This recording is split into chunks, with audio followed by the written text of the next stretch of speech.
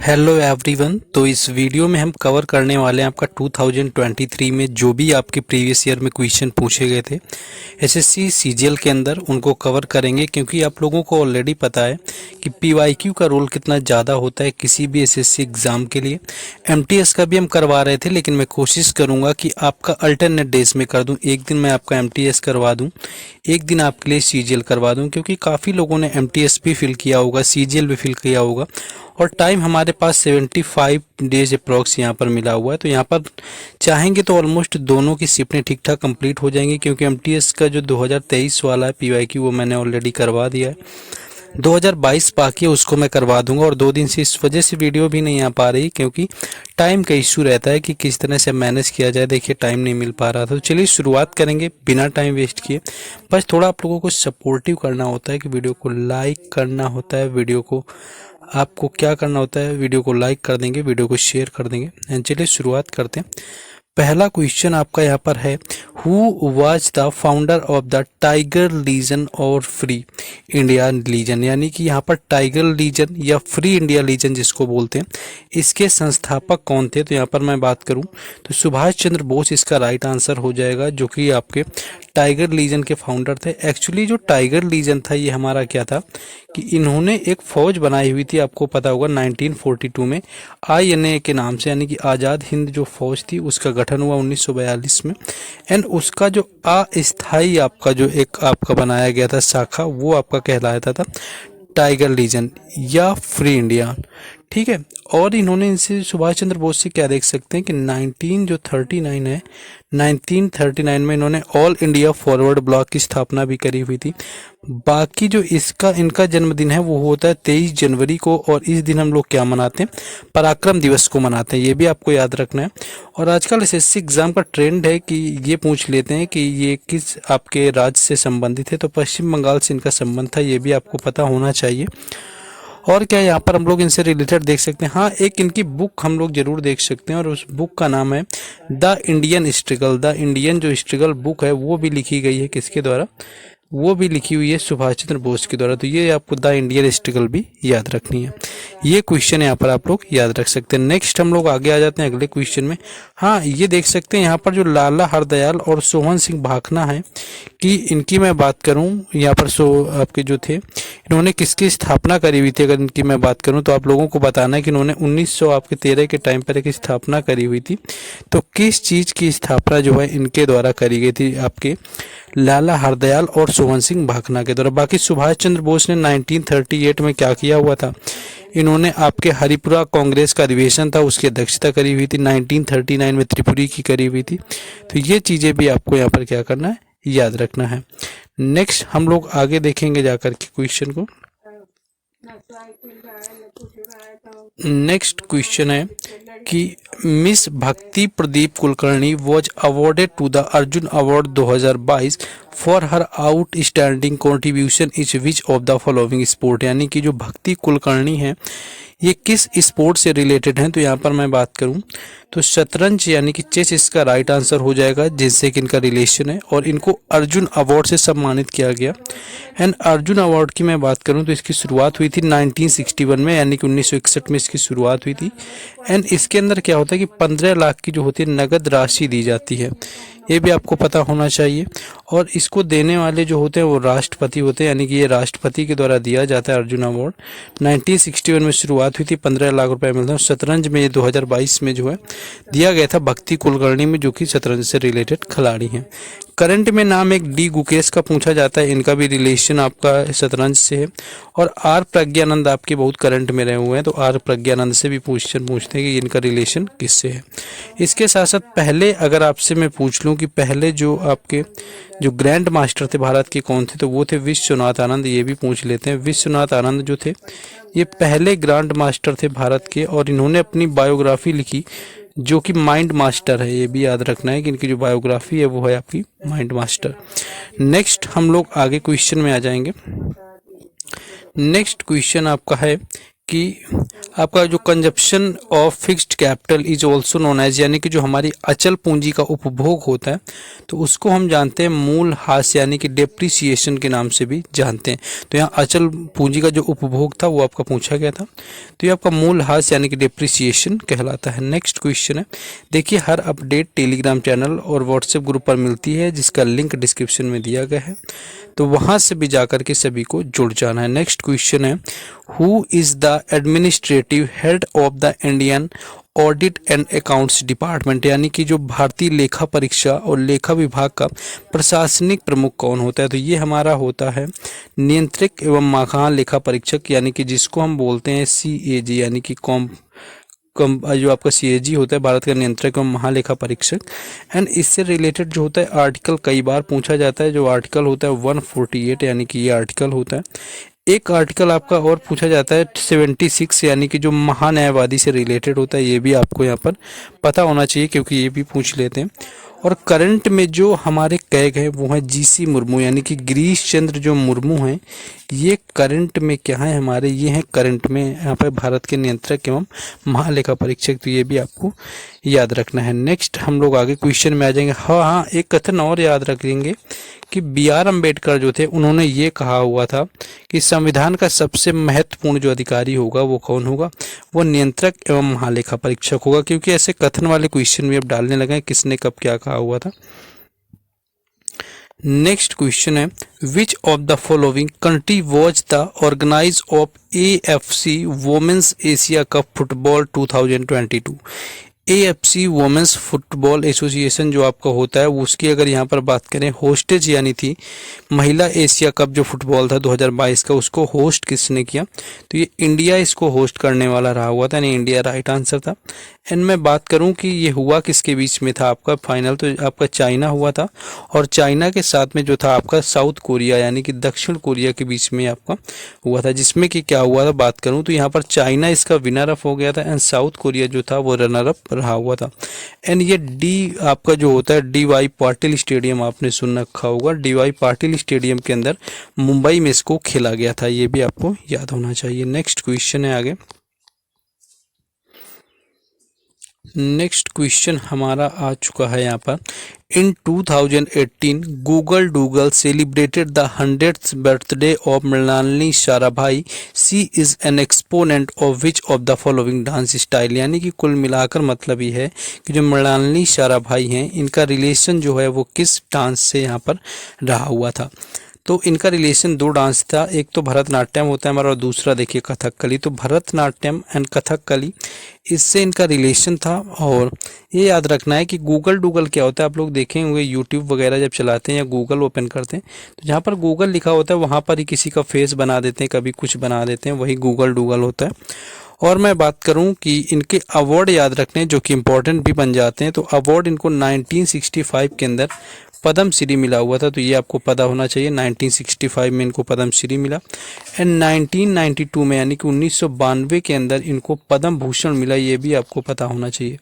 तो 1992 में यानी कि 1992 में पद्म भूषण, 1965 में इनको पद्म श्री मिला हुआ था। और इनका रिलेशन था आपका भरतनाट्यम और कथकली से। और भरतनाट्यम और ओडिसी की जब बात करी जाएगी तो उससे रिलेशन होगा सोनल मान सिंह का। और सोनल मान सिंह की मैं बात करूं तो सबसे कम एज में जो है पद्म पुरस्कार पाने वाली जो है नृत्यांगना बनी हुई थी। नेक्स्ट क्वेश्चन है आगे।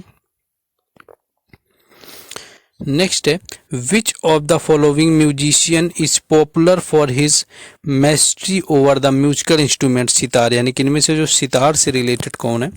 तो आप देखिए अमजद अली खान सरोद से हो गए, आपके अली अकबर खान भी उसी से हैं, तो विलायत खान इसका राइट आंसर हो जाएगा जो कि सितार से रिलेटेड है। बाकी सितार से रिलेटेड जो आपको काफ़ी ज़्यादा पॉपुलर नाम है वो है पंडित रविशंकर का। पंडित रविशंकर आपके रिलेटेड है सितार से, जो कि सबसे ज़्यादा फेमस है क्योंकि इनको ग्रैमी अवार्ड भी मिला हुआ था, ये भी याद रखना है। 1967 में इनको ग्रैमी अवार्ड मिला। एंड इनको एक और चीज़ मिली हुई थी 1999 में, यानी कि 1999 के अंदर ये दूसरे संगीतकार बने हुए थे जो कि इनको भारत रत्न मिला हुआ था। इसके साथ और क्या हुआ था, इनके एक भाई हैं उनको भी याद रखना है, उदय शंकर। और उदय शंकर का क्या हुआ था, उदय शंकर जो है फ्यूजन जो डांस स्टाइल था उसके जनक के रूप में अगर बात किया जाए तो वो थे आपके उदय शंकर। तो ये चीज़ आपको यहाँ पर याद रखनी है जो कि यहाँ पर पूछा गया था फ्यूजन डांस के। बाकी महिला में अगर पूछे कि सबसे पहली महिला जिनको ग्रैमी मिला वो थी तन्वी शाह, और सबसे बाद पुरुष में तो आपको पता ही पंडित रविशंकर हैं, और सबसे ज़्यादा बार जिसको मिला वो भी पंडित रविशंकर हैं क्योंकि इनको 5 बार मिल चुका है। एंड तन्वी शाह जो है पहली महिला बनी हुई थी। नेक्स्ट क्वेश्चन आगे है, नेक्स्ट है which scientist came up with the concept of the steady state of the universe, यानी कि ब्रह्मांड की जो स्थिर अवस्था है, यानी कि जिसकी मैं बात करूं स्थिति अवधारणा जो होती है, स्थिर अवस्था की बात है, वो किसने खोज किया हुआ था, किसने विचार किया हुआ था? तो फ्रेड हॉयल इसका राइट आंसर था। ये थे, इन्होंने क्या किया, ब्रह्मांड की स्थिर अवस्था के बारे में इन्होंने बात करी हुई थी। बाकी अगर ब्रह्मांड की उत्पत्ति की आपसे पूछ लें, उत्पत्ति की बात करें तो ये थे उत्पत्ति की बात करने वाले जॉर्ज लेमेत्रे। ये क्वेश्चन आपके कई बार पूछे हैं, जॉर्ज लेमेत्रे थे। और इसमें और जो नाम दिए हुए हैं, जैसे कि मैं बात करूं आपका एडविन हबल जैसे दिया हुआ है, तो एडविन हबल ये थे, ये विस्तारित ब्रह्मांड के बारे में जानकारी देने वाले थे, यानी कि जो विस्तारित ब्रह्मांड है इसके बारे में इन्होंने, यानी आकाश गंगा की जो खोज है वो एडविन हबल ने करी हुई थी। जेफरी की मैं बात करूं, जेफरी ने क्या किया हुआ था, इन्होंने आंशिक जो आपके आंशिक अंतर समीकरण और जो आपके भौतिकी के सिद्धांत थे वो दिए हुए थे यहाँ पर आपके हेरोल्ड जेफरी ने। और साइमन एक आपका नाम दिया हुआ है थर्ड नंबर पर, साइमन लॉपलास की मैं बात करूं, इन्होंने आकाशीय जो यांत्रिकी थी उसका सिद्धांत दिया हुआ था। तो ये भी याद रखना है, आकाशीय जो यांत्रिकी थी उसका सिद्धांत जो है साइमन लॉपलास ने दिया हुआ था। नेक्स्ट क्वेश्चन आगे है, नेक्स्ट क्वेश्चन आपका देखिए यहाँ पर पूछा गया है कि वैदिक आर्य शब्द सिंधु नामक क्षेत्र में रहते थे, जिसका अर्थ 7 नदियों के द्वारा अप्रवाहित क्षेत्र है, और 7 नदियों में से एक झेलम है जिसका प्राचीन नाम क्या है। देखिए प्राचीन नाम यहाँ पर पूछे गए हैं, और झेलम की मैं बात करूं तो झेलम का जो पुराना नाम है आपका वो है वितस्ता। अस्किनी आपका देखिए नाम यहाँ पर दिया होगा आपका, अस्किनी जो ये नाम है ये कहा जाता था चेनाब नदी को, यानी कि जो अस्किनी है ये वर्तमान की चेनाब है। और आपको दिया हुआ है विपाशा, यहाँ पर विपाशा की मैं बात करूं तो विपाशा जो है ये आपकी व्यास नदी है, ये आपके प्राचीन नाम सारी हैं। परसुणी की मैं बात करूं, परसुणी को वर्तमान में रावी के नाम से जानते हैं, यानी परसुणी रावी है हमारी, विपाशा व्यास है हमारी, अस्किनी जो है चेनाब, और वितस्ता जो है ये झेलम का नाम है। नेक्स्ट आगे क्वेश्चन है हमारा,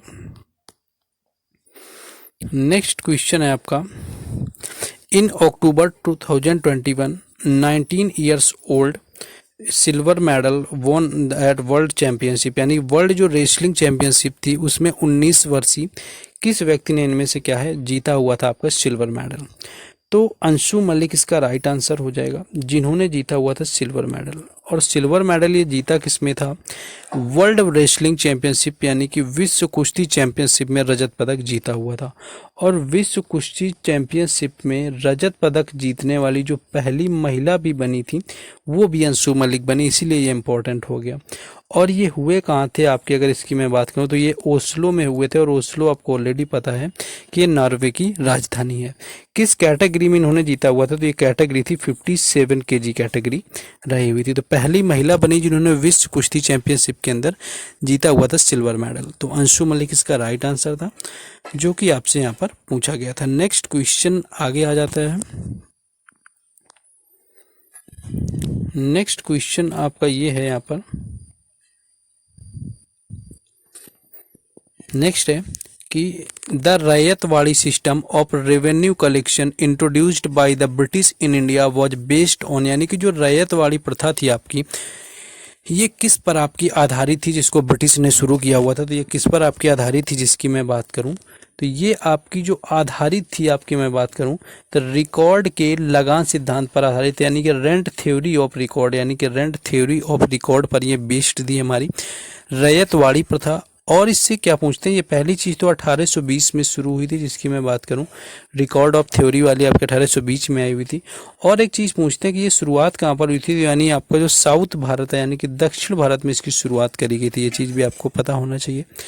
बाकी अगर इसके अलावा आपसे महलवारी की प्रणाली पूछ ले, यानी कि ये किसी में आपके रैयतवाड़ी में महलवारी आपकी थी, महलवारी प्रणाली की बात करें तो ये आपके 1833 में शुरू हुई थी, 1833 में। और मैं बात करूं कि ये तो आपकी बेंटिक ने शुरू करी हुई थी, महलवारी जो थी वो बेंटिक ने शुरू करी हुई थी।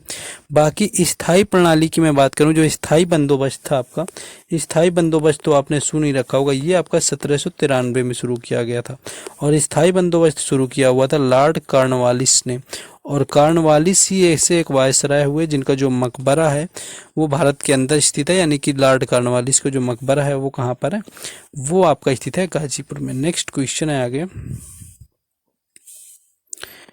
कि नीति आयोग द्वारा तैयार किए गए, यानी कि which of the following state emerged at the poorest state according to the first multi dimensional poverty index, यानी एमपीआई के अकॉर्डिंग जो है सबसे गरीब राज्य कौन से हैं भारत के। तो पहला तो देखिए इसमें ऑप्शन दिया नहीं है, वैसे आपका पहला बिहार आता है, दूसरा आपका यहाँ पर झारखंड आ जाता है, यानी कि झारखंड दूसरा आता है, और तीसरा आता है UP.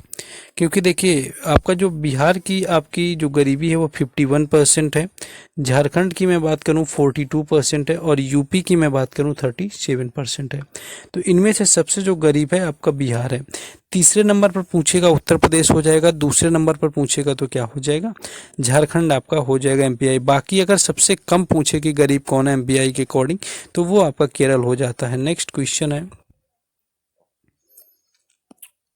Bharatanatyam expresses the religion themes of the south India and the spiritual ideas of, यानी कि जो हमारा भरतनाट्यम है उसका रिलेशन जो है वो किस धर्म से यहाँ पर है। तो भरतनाट्यम की मैं बात करूँ तो शैव धर्म आपका शैविज्म जो है आपका राइट आंसर हो जाएगा, इससे रिलेशन है भरतनाट्यम को। भरतनाट्यम के और भी नाम है जो कि इसको सादिर अट्टम के नाम से भी जानते हैं, कई बार सादिर अट्टम भी दे देते हैं। सादिर अट्टम के साथ साथ इसका नाम दासी अट्टम भी दे देते हैं, तो ये चीज़ भी आपको पता होना चाहिए। सादिर अट्टम हो गया, दासी अट्टम हो गया, और क्या याद रख सकते हैं आपको, थयम एक याद रखना है, यानी कि थयम आपका हो गया, तिल्लाना शब्द हो गया। ये थयम और तिल्लाना अगर आपसे पूछे कि इनका रिलेशन किस वर्ड से है आपका, किस डांस से आपसे जुड़े हुए हैं, तो ये आपके भरतनाट्यम से रिलेटेड है।